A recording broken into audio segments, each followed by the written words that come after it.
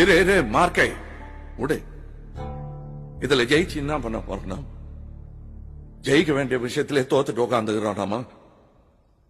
பதில் தெரியாதவங்கிட்ட கேள்வி கேட்டா கூட தேடி பூச்சி ஏதாவது தப்பாவது பதில் சொல்லுவான். எனக்கு கேள்வியே தெரியாதே.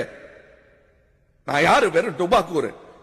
சும்மா கட்டுப்படி வைத்தியானா அது எங்க அம்மா கத்து கொடுத்தது. யாருக்கு வேணா செய்யலாம். நான் ராஜாராமன் இல்லைங்க, வெறும் தென்னாலிராமன். ஓப்பனாவே சொல்லிடுறேன். நான் ஒரு ரவுடி, வெறும் வசூல் ராஜா, அவ்வளவுதான். சீட்டிங் பண்ணி தான் நான் இந்த காலேஜில் சேர்ந்தேன்.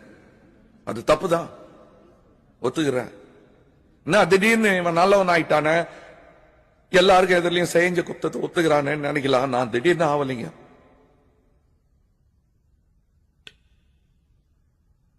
நேற்று சாரி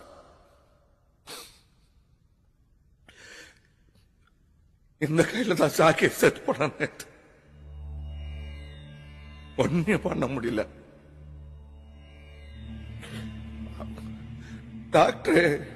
டாக்டரா கூட நினைக்கல. அவன் என்ன கடவுளா பார்த்துட்டான். நான் அவனை என்ன அழுவ தெரியுமா?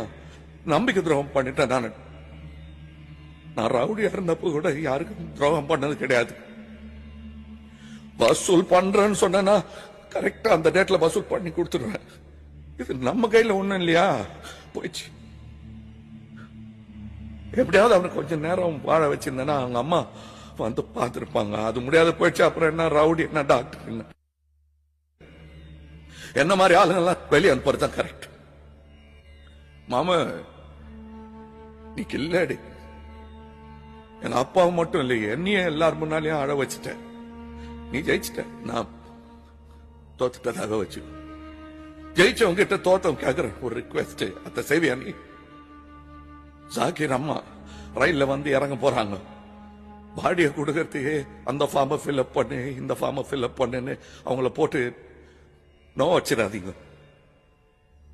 பாவம் அந்த அம்மாவை லஞ்சம் கேட்டு தொந்தரவு பண்ணுவானுங்க. அதெல்லாம் இல்லாம பாடியை கொடுத்து அனுப்புங்க. அவங்களுக்கு 1000 சடங்கு இருக்கும். இது செஞ்சீங்கன்னா நீங்க எனக்கு செஞ்ச உதவி. உங்களுக்கு உதவி நான் என்ன செய்ய போறதா இருக்கேன் தெரியுமா? இந்த காலேஜ் விட்டு போயிடுறேன். தனியா போய் எவ்வளவு வேணா சிரிச்சுக்க, அவ்வளவுதான். ரொம்ப நன்றிங்க.